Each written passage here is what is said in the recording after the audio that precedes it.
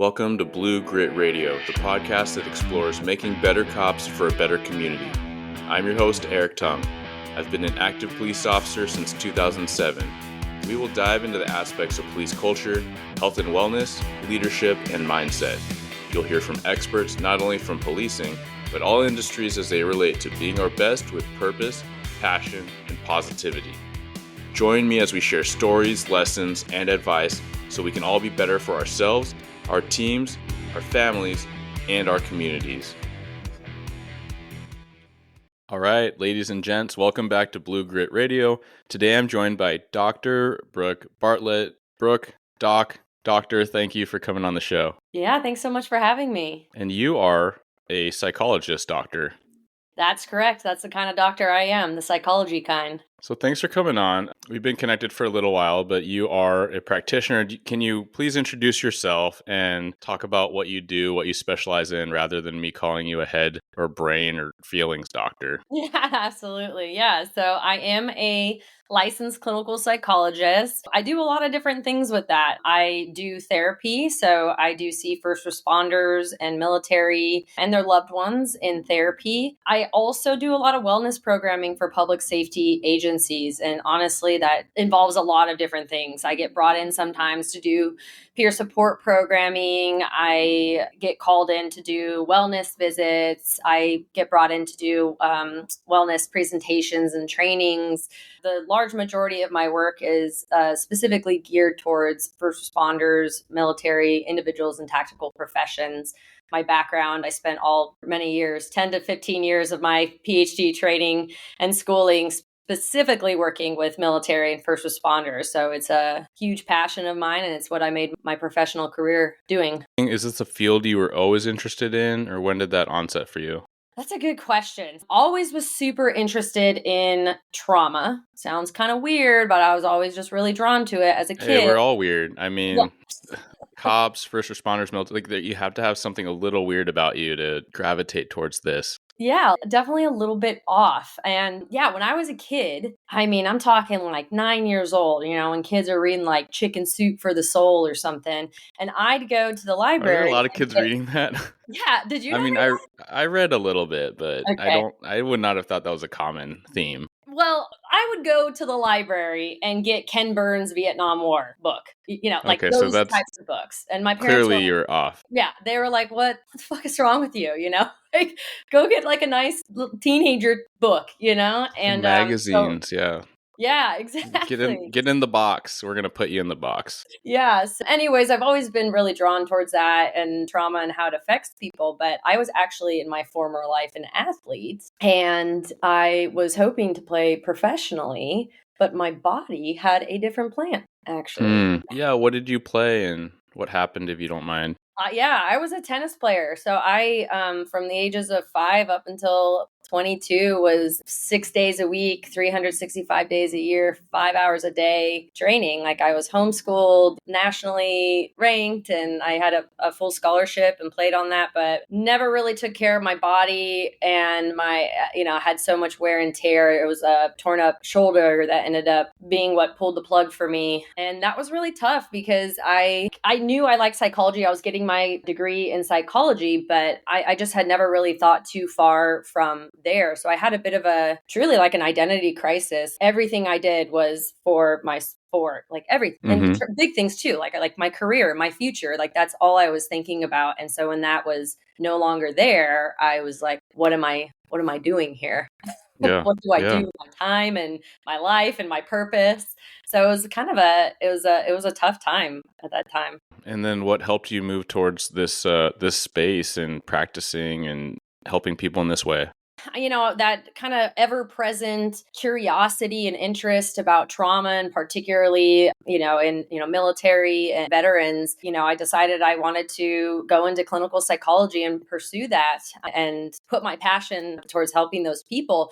And it wasn't until I started my PhD program that I started working specifically with first responders. So basically, I got my degree, in my undergraduate degree, and then I went and got my master's degree and worked at the National Center for PTSD with military for several years doing research. So I thought I was going to be a through and through military psychologist. And then when I started my PhD program, I immediately started working with the Houston Fire Department. They were one of the only 3 at the time fire departments with embedded psychologists. And so I immediately fell in love with it. I was like, wow, there's a lot of similarities between, military culture and first Yeah, responder culture, for sure. and a lot of overlap too, right? I mean, there's like at HFD, 25% of them were former veterans. Yeah, veterans for sure.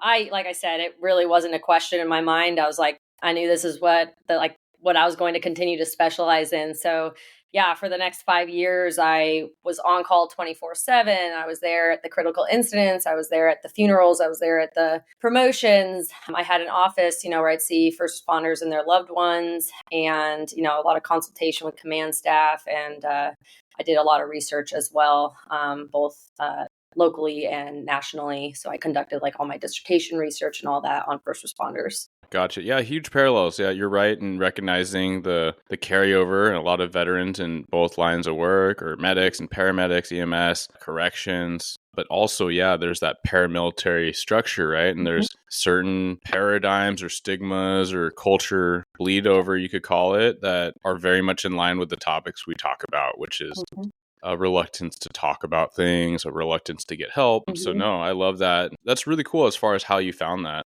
Yeah, I mean, I'm happy it led me here to where I am now. For me and the listeners, can you break down, because oftentimes when we talk about getting help in MHPs, and you do practice therapy, and there's psychologists, there's psychiatrists, there's counselors, therapists. Yeah. Do you have a way to kind of break that down for the layperson / me that uses the words sometimes probably a little too interchangeably? Oh my gosh, I know it gets, I mean, I'm in the field and it gets really confusing.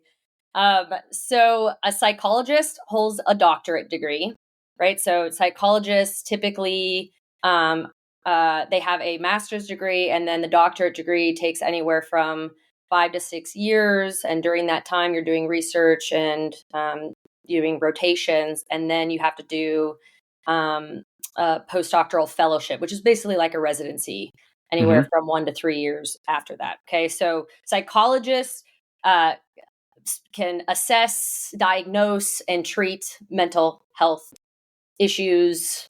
They can assess and diagnose, mental health disorders, etc. Psychiatrists are MDs, so they're considered, more medically. They're in the medical field, so to speak.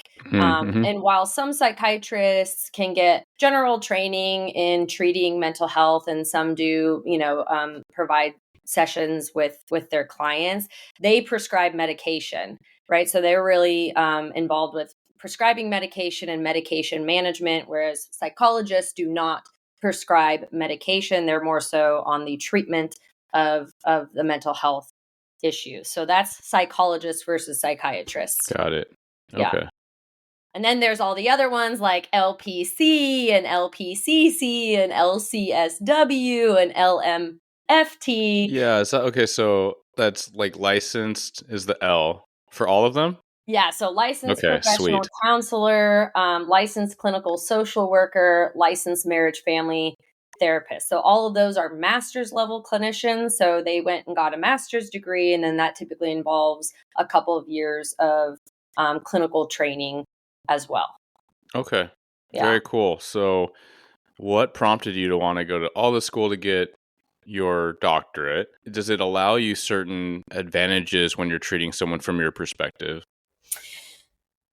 I think that, it comes with a lot more training in general. Again, I mean, just in terms of the timeline, so it's 7 years of clinical training and rotations and all that. But why I also wanted to get a PhD is it's very heavy on the research side. And just my view on things is, I consider myself what's called a scientist practitioner. So that means I come from what the science says, and I incorporate that in the therapy room.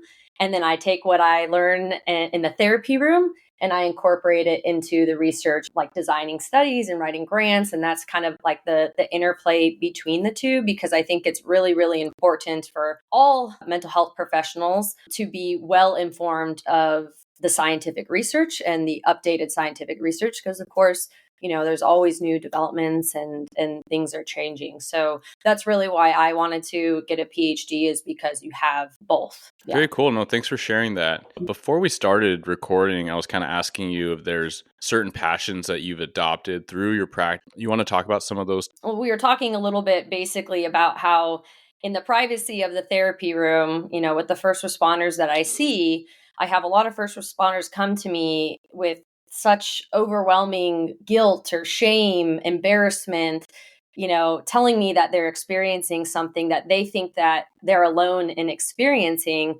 And what actually is the reality of it is these are common, extremely common issues and concerns and experiences across first responders. A couple of the sentiments that I hear so often in relation to the job and in relation to trauma. So it's first responders telling me, I don't know what's wrong with me, doc.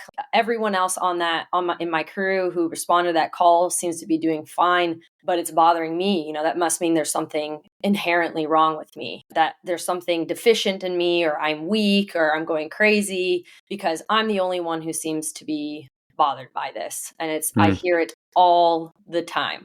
When we're talking about trauma, it's really important to view trauma as something that is comprehensive and unique to each individual. And what I mean by that is every single solitary person is going to react to trauma differently. Literally no two people react to trauma the exact same way. Not even two people who are best friends in the same profession. We have different experiences, backgrounds, views, etc., circumstances, and all those things go into determining how we experience trauma at that time, as do what I call the post-disposing factors, which are all the things that happen after that traumatic stressor. Yeah. Support, do we talk to people? What kind of coping mechanisms do we use? What is our MO? What do we do? All of that goes into how we react to and process trauma. I think that's such a key thing to focus on. And I like how you framed it. To me, it's clear, but just to paint an example to that, like you go to a call and every officer, and I'm going to use police because that's what I know best, but you go to a call and it involves a kid victim, right? And then involves some witnesses. Well, the fact that someone interviews the kid briefly or sees the kid or interacts with the kid, that might not be the person that's most affected, right? You talking to the kid, you might really learn nothing. Whereas the person that talked to the mom and gets all the gruesome details and the history, like that could really hit home.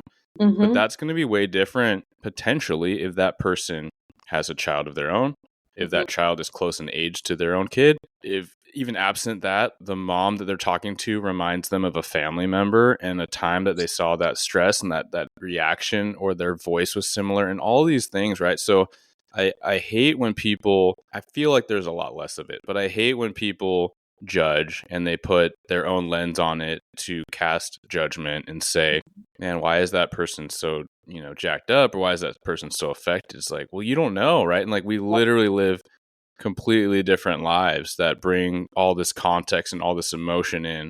So I love how you pointed that out. Exactly. And you pointed out something important too. And that's something else that really, really determines how, we can be, how our reaction and processing of trauma is personal connections, like personal connections, among my first responders when, like you said, their voice reminded them of someone, or the victim was around the same age as one of their kids, or they looked like one of their friends, or whatever it is. The personal connection also really has a big effect on someone in terms of how that affects them. So we can't compare and judge and wonder why we are experiencing it different than other people, or judge someone else for their experience and be like, oh man, that was nothing. Why is this even bothering them? Yeah. And it's such a thing. And I think we just need to keep talking about it. And that's literally what we're doing. That's what the podcast is about. That's why I'm so glad that you're coming on here and you're talking to other people on other formats, because it's just more socialization that creates the normalization of this, right? The fact that someone can say, man, that call messed me up. Like that's how you combat the issue that you started with, which is this feeling of aloneness, in thus breeding the shame, because like I'm the only one that is affected by this thing. Like this I didn't sleep for 2 days and everyone else is carrying on like nothing happened. There's nothing to be ashamed of. Everyone's different. And you don't know, I'll add, you don't know that it's not affecting anyone because that shows up in different ways. Yep, exactly. Yes. And that's very important too. And I'm glad you noted that because that's typically what I like to say too is one, first and foremost, we don't know how those other people are affected, right? We know what the culture is, stoicism, I'm good, brush it off, just put a face on, make it look like I'm okay. And hey, maybe some of the people are unaffected and at times most likely are unaffected, but just, observing other people is not our indicator as to whether or not everything's all good, right? Yeah, and I just had a conversation with a recently retired police sergeant, and he does coaching and he does speaking, and he talks about a lot of these things that the culture ought to improve in. And he started by kind of disparaging his generation, saying, "Hey, this is what we left you with. We were the ones saying, rub some dirt on it." I was like, "Yeah, but there's an asterisk, which is not anymore, and increasingly, whether it's retirees or the people that are close to, a lot of leaders are saying, informal, formal, are saying, hey, what is going on and what we're building now as a culture is extremely crucial. And I wish I had it." And I think that's such a testament, right? I think about a senior officer that's pretty close to retirement, but he's been for years very verbose about, I can't imagine what life would be like, the things I've been through if I didn't have a therapist. And oh my gosh, I'm so grateful for this. And yeah, thanks for doing these debriefs. Like, could you imagine if we didn't talk about this stuff? And he's just so just genuine with it. And I think that normalizes it so much. I remember it as a young officer before I was even involved in peer support, that the fact that he could say that, even not being an official peer support person, it spoke volumes and it helped inform and create this more positive culture that was supportive and understanding to that. 100%. I think one of the most powerful things that anyone in a position of leadership or command or just higher ranking can do is to model vulnerability. Because the phenomenon never ceases to amaze me when someone in a higher ranking position shows any level of, I'm not even saying like breaking down and talking about their deepest darkest secrets, but just saying, man, that call was really tough. It's just I'm having trouble getting that out of my head. And then Mm-hmm. all of a sudden, out of the woodwork, other people kind of start to, okay, well, maybe it's safe for me to kind of acknowledge that bothered me, or this call a few weeks ago bothered me, and it just trickles down, right? I mean, people start to open up a lot more from the top down when the top people higher up start to model that. Yeah, I love that modeling because it's just leadership 101. Whatever you want to see your people doing, you should probably do it or carry Mhm. those themes, right? So Yep. if you want your people to be well, then you need to demonstrate wellness. And Mhm. what does that look like? And sometimes that means being vulnerable, but that's a key word that we could probably talk about for a whole episode, which is something that I believe is increasing in belief that it's associated with strength, but Mhm. it's taking a bit to get there, right? Like Mhm. literally, you think about vulnerable, you think about like the weaknesses in armor, you think about just being soft and these things that are aligned with the old stigmas that we need to destroy and Yeah. discard. I truly do believe it is the way that you can normalize these things. There's quite literally a research. There's a sociological concept called social learning theory, and it's been tested just for many, many years now. But the idea is what you were just saying is that individuals are more likely to strive towards being like the people who they admire, right? That model what they want to strive towards. So individuals who like in the first responder world who do have some sort of, I'll just call it power, right? They're higher ranking, they're in a position of leadership, modeling these types of things, being again just being more open, being more willing to talk about yourself and what you're experiencing. Individuals who who respect you and follow you and work with you will then want to model that as well. It's human nature. And that's also, there's like a science behind why that phenomenon happens, where when someone on the top, someone who's revered and respected starts to open up about that, and then other people do too. Yeah. Yeah. Well, thanks for backing that up with science because Yeah. Science. that's where, yeah, like my preference and my gut aligns a certain way. And just what resonates with me is like, hey, like be about your actions, let your actions speak louder. And so I have sent out a department wide email peddling, our mental health professional resources and peer support, and saying in the email to the whole department, that's like public disclosure and everything, to say, I'm an avid user of peer support, and I don't know where I'd be without it. At the same time, I've used a therapist on and off at different points in my career, been instrumental for me. At the same time, not everyone's for everyone. So if you tried it and you didn't like it, give another one a chance, and kind of just plugging that. I do have the fear sometimes, and I did have the fear then of, man, are people going to think that I'm trying to like wield like a trauma trophy, as it's called?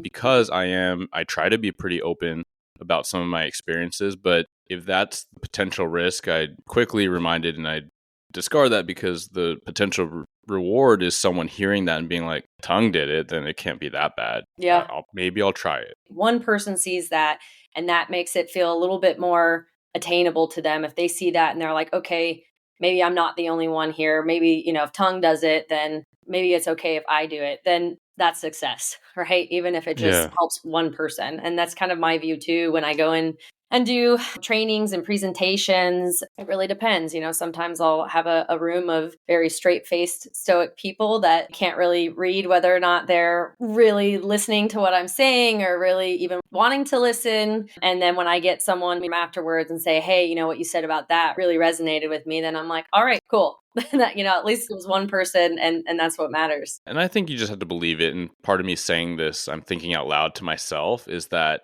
when we put out these messages, whether it's on social or you say it or you send an email, for the department wellness coordinators out there. And I know you mentioned you work with wellness programs, like even if it is literal crickets, you can't assume that it's not being heard.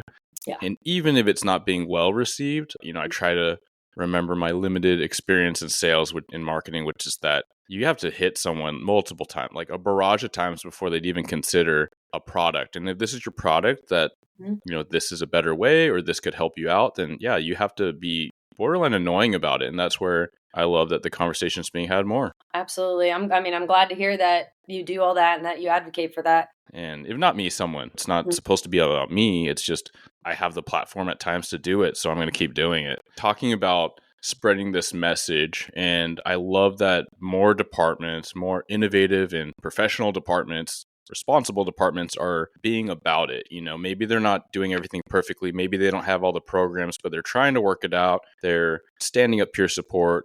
They're interacting with professionals such as yourself to stand up these policies and programs to help. It could be a long journey, but an area that I'm trying to improve in is the family aspect. So you talked about how you work with families, and we can direct fire all this information to people in our organization. Like they literally work here. Like I know where you work. I know where you have to go. I know where your mailbox is. I have access to your email. But what about the families? Reaching them can be a bit more tricky. Yeah, it really is. I can tell you at just about every agency I've been at and given presentations to, I always have people come up to me and say, I wish my wife could hear this, or my kids could hear this. How do we get this out to our families? Like they really need to hear this so they can better understand why I come home feeling this way, or, what's going on with me.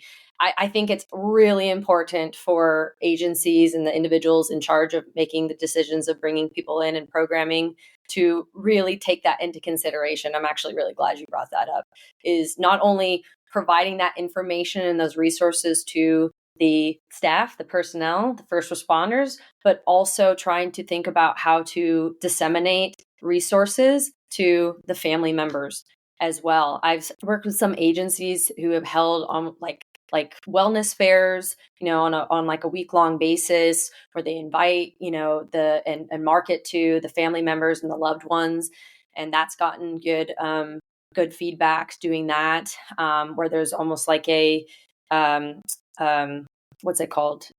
Like emails sent out to the family members. Of course, they can optionally include their email, but having that out and just having like a listserv of family members with resources, things like that. Because I've also had many first responders tell me, I'm not just going to walk up to my wife and hand her this and say, read it. Right. So just thinking about creative ways to get that information out and include the family members as well, because as I'm sure it's not just a desk job 9 to 5 that you go to work and then you go home, and these are two separate things, right?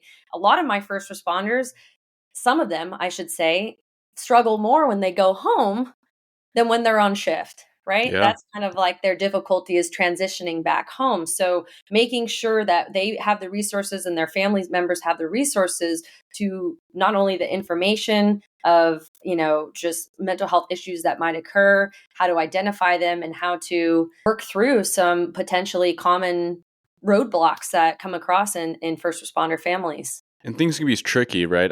I was literally yesterday talking to a fellow officer supervisor in the region, trying to bounce some ideas off of her. She's got a lot of good stuff going on, and what they're building is essentially what you're talking about, right? A listserv with emails, but navigating that is tricky, well intended.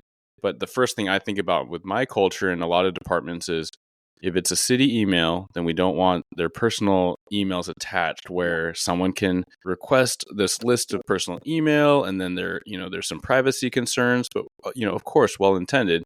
And the other hand is there's probably some officers that don't want any interaction with their family. They want it through them, which is, I'm not going to say right or wrong. It's just a preference. So trying to navigate that and not having these negative impressions or perspectives brew up because of course, it is well intended, right? It's well intended that we send out a little snippet about compassion fatigue or about hypervigilance or whatever it is that cops might hear about it all the time, but maybe families, spouses, partners have never really heard about it because, they're not sitting in academy and they're not coming to briefings. They're not getting the city emails or the department emails.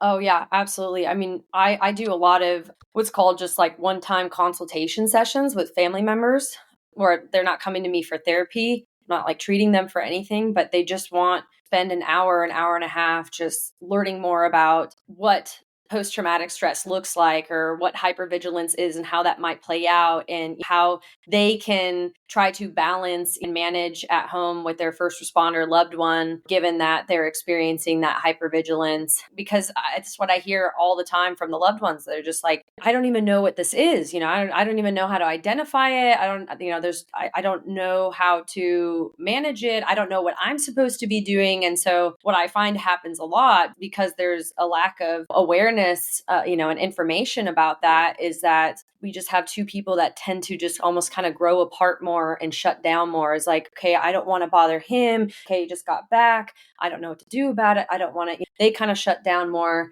And then the first responder kind of shuts down more. And then there's just kind of more and more division. And this is kind of whether we're talking about post-traumatic stress or moral injury or whatever it is, I just find there's becomes kind of a gap between the family members because neither of them knows how to manage it with their loved ones. What are some of the biggest issues and common themes that you see with that family dynamic? One of them would be, the first responder is getting off shift. Maybe they haven't slept for a long time, seen a lot of shit that day. They just want to get home and relax. But their partner has been at home watching the kids, taking care of things, whatever it is. So the first responder wants to get back and is like, I just need some time to decompress. And the person at home is like, okay, well, I've been sitting here managing all this. Like, when do I get to kind of have my time to decompress?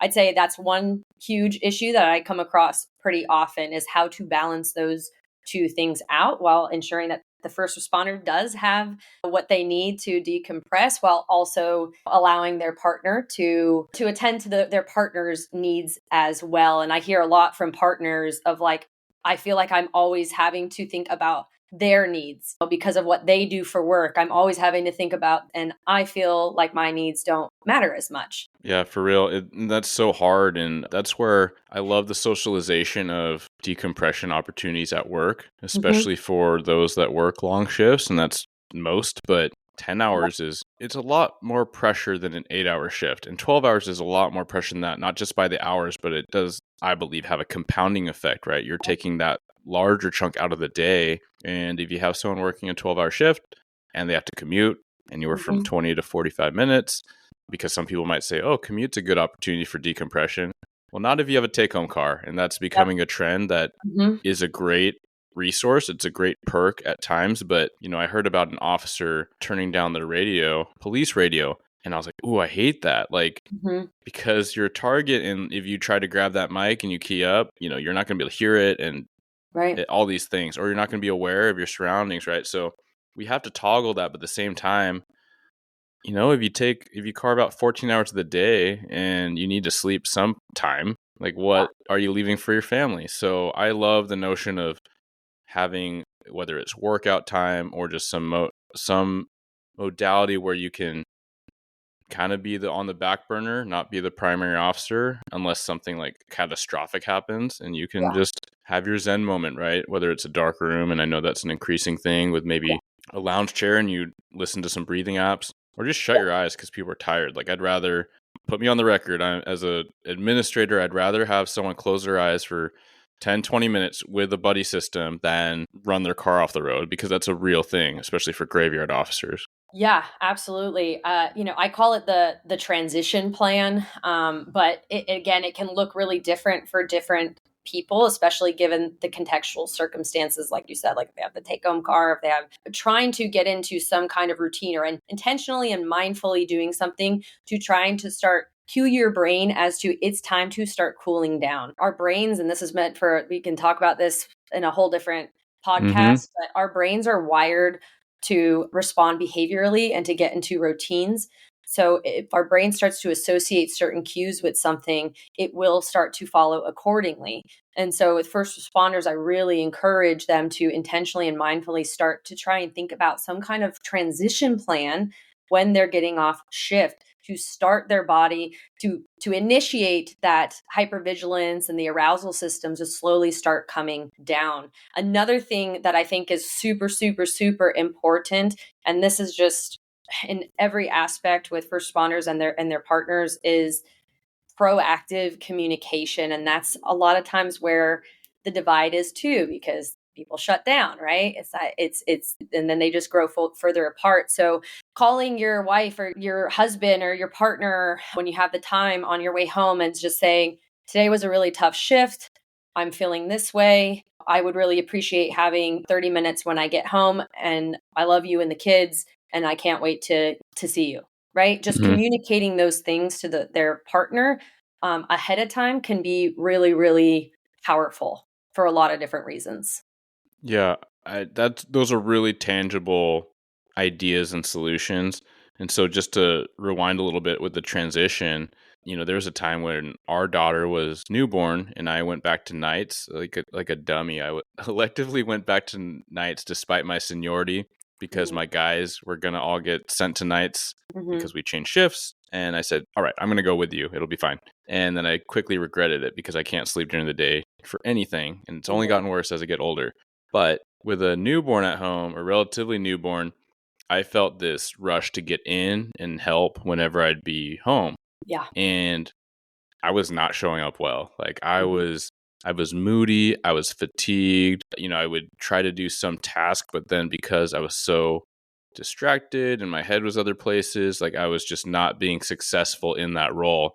And kudos to my wife for, this wasn't proactive on my part, but kudos to her because she pulled me aside and said, "Hey, I get you miss us and I get you want to be helpful, but if you're kind of out of sorts because you haven't had your workout time and work was really busy, a suggestion is, if you want to work out, if you want to do your thing in the garage or just kind of just chill there for 10-20 minutes, like please do that." Yeah. And just getting that permission was so helpful for me because, one, the real talk was a gut check of like, I'm not achieving what I want, which is to Yeah. be helpful. Like it's not showing up in this good way, but then getting permission to do that. And this is a continual work in progress, but for the first responders, because I could see that becoming a necessary, more often than not thing. And maybe it is your daily thing. And if you're taking more time, I would hate for that to breed resentment. And I think that one good way around that is when we are off, we really try to do what we can to be plugged in with our families. Mm-hmm. And for me, that showed up in a terrible way with work phone. And when I was in hiring, I was always answering texts and trying to be successful and trying to help the agency, but it has to come with boundaries or else the bleed over is huge. And again, my wife, like, good on her to kind of call me on it to say, Mm-hmm. "Hey, like, are you at work or are you not? Because Yeah. you're not here, like truly here." Yeah, I mean, setting boundaries with ourselves. And I find my first responders have typically a lot of trouble with setting boundaries, particularly with themselves, because they like to be there. Obviously, a lot of them are very committed to their jobs. And for some, it's very much a part of their identity.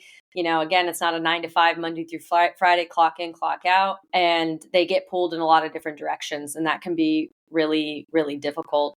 And you also mentioned, it sounds like your wife, I mean, it's so great to hear that you have a wife who's willing to kind of call you out on that stuff and talk to you about that stuff. But it is also something that I see a lot with my first responders is when they're off, they think typically there comes with some kind of guilt. Like, in order to make up for when I've been gone, I have to like do these big things, right? These big things that I have to show for why I care. And it's always those, like you were talking about, just being more mindful, just quality time, emotional intimacy. I think little things like that consistently go much further for the family members. As someone who works with the family members, they just want little things like that. And it's not these, okay, I'm going to go fix the roof because it was leaking and I'm going to go do this and I'll go fix that. But they're not actually emotionally present. Mm, Typically, I find the family members just want their first responder to be there, right? yeah. Emotionally, not their physical body, but their physical body and emotionally. Yeah, and it's hard for us, right? Like a lot of us that get drawn towards this work, like we want to be doing things and we have active minds, we want active tasks. And so that bleeds into not being able to sit still. And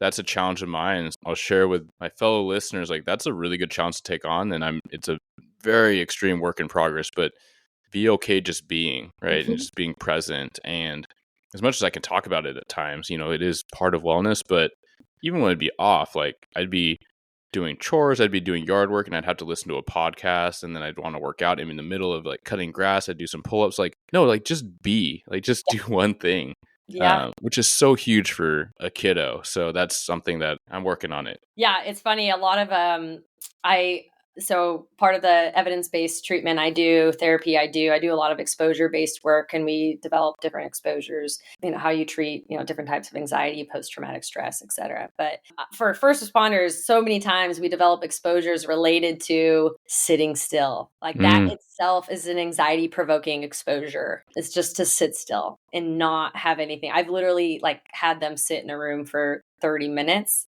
in silence, not looking at a phone, not doing anything else. yeah. Are you familiar with Michael Easter, the author? Mm-mm. Yeah, I heard him recently, and I think he's written a couple books. And the more recent one that I'm trying to work on an article in relation to law enforcement about this, but it's about scarcity mindset and the scarcity loop and how it creates this kind of gambling need and this need for novelty in the human brain. Mhm. But what reminded me of that is this inability to sit still with nothing. Mhm. And he cited a study, and I think the majority of people that participated in the study, rather than sit idly for minutes by themselves, they elected to shock themselves with this little device just to create Wow. novelty.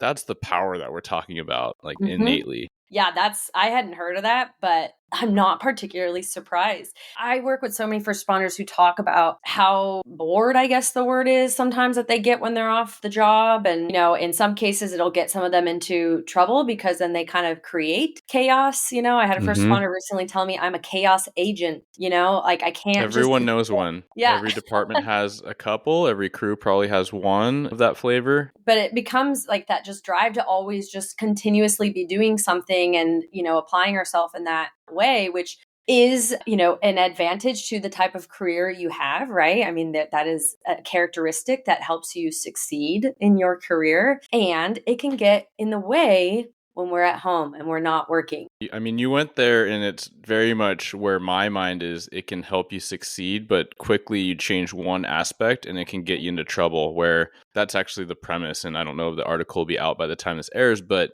it's the notion that if we seek this novelty, if we seek this thrill, where are we seeking it? And does it connect slippery slope to vices and Yeah. maladaptive tendencies and, this thrill seeking, risk chasing kind of, Mhm. I guess, response system. Yeah. I always see it as like I wrote just like a blog or an article on this of the I think about it as scales, right? So all those those characteristics are very important to have a successful career as a first responder. A lot of them are reasons why someone chose to become a first responder, because those characteristics are innately there. But at some point, for some individuals, the scales can really, really tip, and then those same characteristics can then be detriments, right? And what we've already been talking about, another one, the other very common thing I see is related to emotions. Okay. And so to be good at the job as a first responder, you can't be particularly every call, super empathetic and super just, right? You wouldn't be able to do your job very well, For right? sure. And then what starts to happen for some individuals, though, when the scales tip, is then they go home and they don't really have much emotional expression, and they have trouble feeling emotions. I've heard so many wives say, my husband has no empathy. They don't even care about this stuff, right? And it's Mm-hmm. like that switch. It's not as easy to, okay, I'm going to work, so I'm going to turn my emotion switch off, and then now I'm off shift and I'm going to go ahead and turn it back on. At some point, for some individuals, that shift or that switch gets kind of broken, so it becomes really difficult. But again, those that characteristic is advantageous to the job and doing the job well. Yeah, absolutely. So, in case anyone heard that and they kind of feel confused, they're like, "Wait, don't we want to be empathetic?" It's like, yes, you do, but what Dr. Brooke is saying, what I agree with, is that if you went to a car crash and you were beside yourself, like you would have been before you became a cop, no, like that's not functional. That's not operationally effective. We do purposely compartmentalize so Mhm. we're not crying on scene. The toggle is making sure that we have a way to decompress later. So I read an article that was making an argument for the compartmentalization, where at first it sounds bad. It sounds like maladaptive, like suppression. But Yeah. to the point of the article was like, no, you have to be able to toggle it on and off. And then there has to be a time and place, maybe back at the station, where you talk to a peer, you talk to your chaplain, maybe you're on your days off, you really unpack that. But I love what you talked about just now, as far as, that over stoicism, like the lack of emotion, with the family. Because a note I made in one of our earlier topics was being proactive with communication. Mhm. And so what that could look like, as you gave the example, is, hey, rough day. And then that might be enough, because on a non-stressful day, you said, hey, maybe I just prefer telling you like it was not a good day. I have a younger officer that literally asked me like, hey, what are some suggestions on how I unpack that? Because I know I'm not the type that just wants to say everything, but my partner kind of wants to hear everything. I'm like, well, what about later? What about like, hey, there was a nasty call, Yeah. and maybe that's all she needs to know. And that seemed to work, right? And he was like, okay, cool. Yeah, I could talk about the next day or later that night. I just know in the moment that's not helpful for me. And then at least you're not leaving your other in the dark. At least in that case, she's like, okay, cool. I'm going to give space. And later in his time, we'll talk about it and I'll be there for him. And so Yeah. again, it's just literally narrating like what's going on. And that vagueness, I think, can be really helpful. And for some others, because you do the proactive communication, you might prefer just to dump it, and they might prefer just to pick up that initial dump. So everyone's going to be different, and you don't know unless you talk about it and you try it. And I think like any effective team, like at work, you debrief it. You, after action, hey, remember last week I told you about that really bad scene? Like, how are you, honestly? How did Mhm. that go when I told you that? And maybe you get the feedback where it was TMI and it kind of wrecked me. Okay, cool, cool, cool. Like, what if I just tell you the nature of the call and none of the details? Like, maybe, okay, maybe we can try that. Exactly. That what you just said is exactly how I suggest approaching these things. Is I hear a lot from my first responders. They'll be like, "Well, I don't want to put all that on my loved one." Right? And so what they do is they just don't say anything ever, Mm-hmm. right? And so what I typically suggest is to, like you're saying, you don't have to go into all the details of the call if you don't want to, but to just say, I had a tough call. This was a tough shift, or there was a tough call. I'm not really comfortable going into specifics right now about it, but I just wanted you to know that I'm not really feeling myself from that. And I'm telling you right now, like, again, from the perspective of the loved one, like that goes so far. They want to hear that, then, because then like you said, it primes them, and at least they have some idea of what's going on. It's not necessary to share all the details about the call if you don't want to, right? That's not necessary for it to have the positive effect that it does. I think to be mindfully retired, there is one more theme I want to talk about that you mentioned briefly, but that's identity, and potentially we'll call it the over-identification with the job and purpose, and that making up the, I'll just say, unhealthy balance, an unhealthy portion of our identity. I've been there at different times in my career, and I'm trying to kind of pivot a bit out, but it's a little Mhm. tricky when some of my hobbies are literally like this Yeah, podcast and talking yeah, about it all the time. But yeah. enough about me. I'm curious if you see some differences in how that manifests with younger officers over identifying versus the close to retirement officers that might have trouble retiring because they're too invested and they know it and they're terrified of what that looks like when they leave, because there's a lot of statistics with that, with people that are over invested and don't have hobbies and don't have all these other support networks. One of the biggest risk factors at retirement is if someone's only identity is the job. And at any point in the career, it's a huge risk factor when someone's only identity is the job. And again, when we're talking about balancing the scales, it's great that if someone has an identity and identifies with the job, the idea, I always say, like, I'm not saying like wipe out that identity, right? If someone really connects with their job, that's good. That's a protective factor. That's great. And we don't want that to be your only identity. So I really, really encourage first responders to find things that they value outside of the job. And it takes work. And this is why I say if it came easy, we wouldn't be talking about any of this. There's a good exercise, probably a little bit too intricate for me to talk about right now, but the idea is think about what your pillars of values are. I value nature, or I value physical activity, or whatever it is, right? Think of those things and then think about ways to engage in some of those values with your actions or behaviors outside of the job. I also tell people to really think about, and this sometimes gets a little bit of a visual knee-jerk reaction from first responders, but is to create friendships and relationships with people outside. Eek, I Outsiders, know. Eek. they don't get me. Yeah, right. That's what we hear. But here's the thing.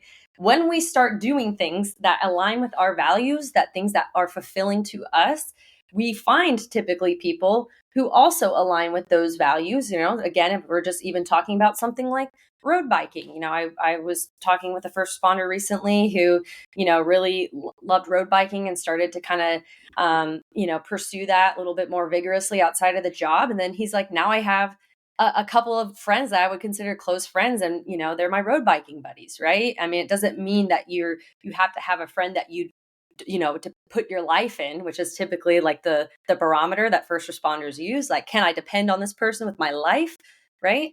But it can be people that have similar interests to you, that value similar things that you do. And that is so important because then it allows us to have some identity in other things, so that, God forbid, someone is unable to be a first responder anymore without their choice, like like medical retirement or something like that, that they're not just left completely empty, because that is really a huge risk factor. And it's a huge risk factor. Honestly, the worst outcome is suicide. When someone feels like they have no purpose and no value, they're much higher risk for that. That is the worst case scenario. And then there's a slightly more innocuous scenario, which is so common, in that quick death after retirement. It's you're 3 to 5 years out of retirement, so you're late 50s, maybe 60, and that's like way too quick, right? So I like that it's being socialized, at least in my region, a long time ago. Like, I started going on 17 years ago, and they were talking about it briefly in academy, like live outside the blue world. But I'm going to challenge the fellow first responders and military vets that might be listening, which is that a lot of people from the outside might perceive that I have a really healthy balance. And no, like, a lot of why I explore this and I talk about it is because I have to work at it. I recognize that there are definitely times, and it's not like even in phases, but it's all the time. And then there's more significant times on and off, but where I'm uncomfortable around people that are just outside of the culture and they don't get it. And I also recognize there's an assume bias, at least for me, where if I meet people, I am more assumptive that they won't like me, that I'm a police officer, or they learn that about me, which is, even if you feel fine about it, that is a layer of perceived shame and discomfort. And I mean, that's a thing that we're living with and dealing with. At the same time, I've made certain choices, and it's going to look different for everyone, but in my region, Seattle area is really expensive real estate. And so almost all the cops live decently far south or they live decently far north. But my family, we've elected not to move south where almost all my coworkers live because I knew that would be like the nail in the coffin for seeing our college friends and our other friends. Whereas I see everyone at work, like I had great relationships at work. Some of my best friends, I know for a fact, regardless if we're all doing this later, because some people, some have left and they're still among my best friends. But I see them enough and I need to challenge myself to be around these other folks that I intend to be lifelong friends. As uncomfortable as it is at times, because sometimes you just feel a little socially awkward. You're like, your mind's on all these other things and you can't relate at times. But I'll just say, if it feels like you can't, that means you need to do it. You need to embrace and lean into that discomfort. Yeah, I appreciate you sharing that. And that's a pretty big decision for you to make consciously, and intentionally to not move down there specifically because you knew that it would probably just kind of create, or reinforce that bubble, just having you only stay within the culture. And please continue to foster and maintain and nurture the relationships within the profession as well. And we want to make sure that we're doing things that we find fulfilling and engaging and that we value outside of the profession as well. Really gives us a much stronger foundation. I want to continue working on the therapy side of things. I am available to provide teletherapy, so to individuals living anywhere in California or Florida. I also wanted to put a plug in for the Overwatch Collective. I'm a contracted psychologist there, and the Overwatch Collective is a nonprofit that quite literally financially assists first responders and their loved ones in receiving therapy. It's a super quick and easy confidential process. So I like to say that because if there's first responders who want therapy, but they can't financially afford it, there is a nonprofit that will assist and pay a significant portion of it. Yeah, I want to continue building out the wellness programming. It's a huge passion of mine, and so if there's any, first responders listening that, are thinking about different ways to amp up their wellness programming, every wellness program for every agency is unique depending on the agency and their needs and how big they are and where they're located and all those things. So I do want to keep expanding on helping agencies get effective programs that are also highly utilized. That isn't just a checkbox annually once a year. To have things in place where you don't have to be spending money and having someone like me or people like me come in, but that actually starts to run on its own and that it's a culture of wellness, and those I think are the most successful program. So that's what I envision and what I hope to do. People can find me. My website is www.centertas.com. People can always feel free to reach out to me via email or give me a call. I love to hear from people, even just people saying that they resonated with something. I'm also on Instagram at Dr. Brooke, PhD. That's DOCTOR, Brooke, PhD. Thanks so much. And if you all are jotting it down, don't worry, it's going to be in the show notes as far as where you can find her. I'm glad you brought up the Overwatch Collective. They're on my list,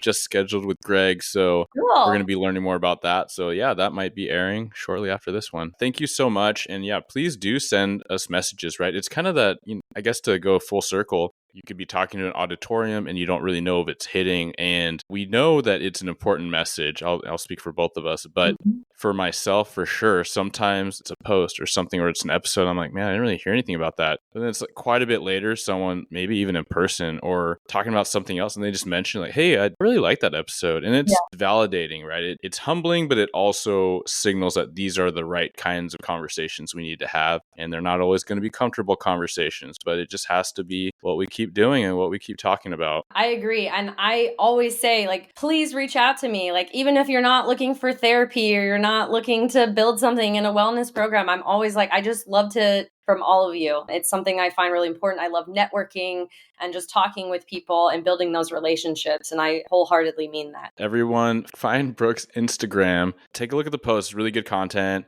Like it. Share it to your story because, again, you might be all about it, but unless you're sharing it, then other people in your circles might not be seeing it. And then it might take a few, story posts before someone actually is like, you know what, let's see what this is about. And that might be the difference, right? It's going to be that volume. Yeah, absolutely. Awesome. Well, thanks again. Thanks for having me. Thank you for tuning into another episode of Blue Grit Radio. As always, support this community by subscribing, giving us a 5-star review, and following, liking, and sharing posts. on Blue Grit Wellness on Instagram. You can reach me there or email me at bluegritwellness@gmail.com. Be well and stay gritty.